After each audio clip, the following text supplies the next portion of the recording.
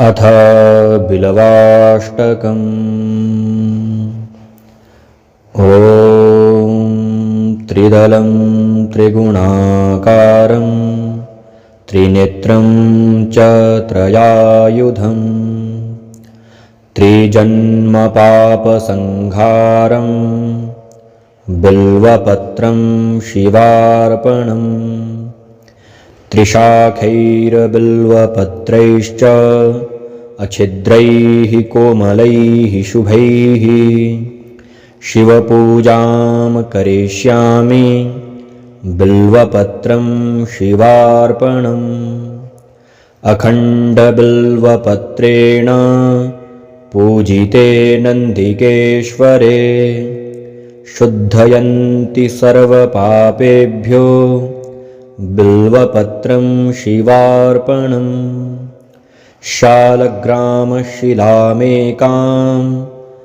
विप्राणां जातु अर्पयेत्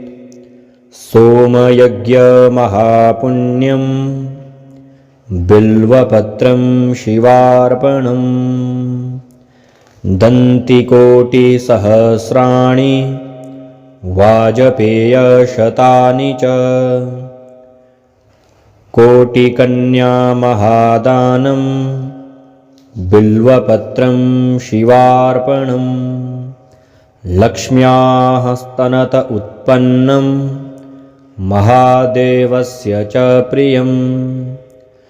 बिल्ववृक्षं प्रयच्छामि बिल्वपत्रं शिवार्पणम् दर्शनं बिल्ववृक्षस्य स्पर्शनं पापनाशनम् अघोरपापसंहारं